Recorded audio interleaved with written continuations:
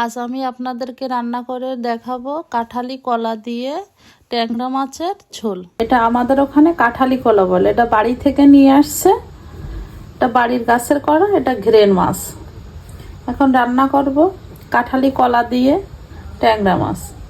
প্রথমে মাছটা ভেজে নেব, এর জন্য তেলের উপরে একটু হলুদ দিয়ে দিয়েছি, তাহলে মাছটা লাগবে না কড়ার সঙ্গে। মাছগুলো ভালোভাবে ভেজে নিয়েছি, এখন উঠিয়ে নেব। কিছু দিয়ে দিলাম, কলা দিয়ে দিলাম, লবণ দিয়ে দিলাম, হলুদ দিয়ে দিলাম। কলা ভালোভাবে ভেজে নিয়েছি, এখন জল দিয়ে দিলাম, মরিচ দিয়ে দিলাম। এবার ঢেকে দিলাম সিদ্ধ হওয়ার জন্য। এখন ঢাকনাটা উঠিয়ে নেব। অল্প পরিমাণে জিরা বাটা দিয়ে দিলাম, দিয়ে দিব ভেজে রাখা মাছটা দিয়ে দিলাম। কলা দিয়ে মাছ রান্না হয়ে গেছে, এখন নামিয়ে নেব।